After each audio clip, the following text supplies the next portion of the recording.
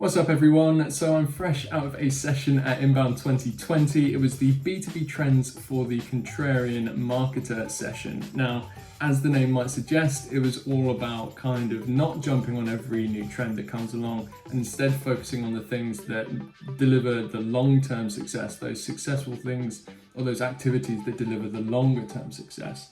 There were so many good points to this, but what stuck with me the most was a stat they pulled out that said that only 4% of marketers, of B2B marketers, measure success beyond 6 months, and 96% are therefore focused on the short-term 6-month window.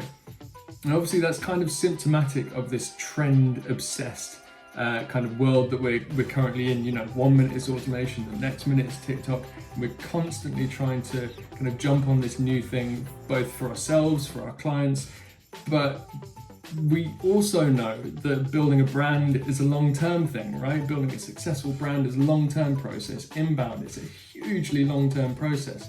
So these two things just don't really gel together.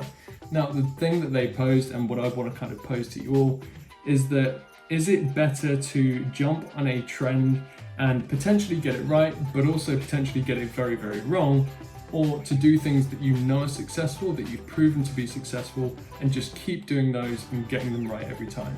I'd love to hear your thoughts in the comments.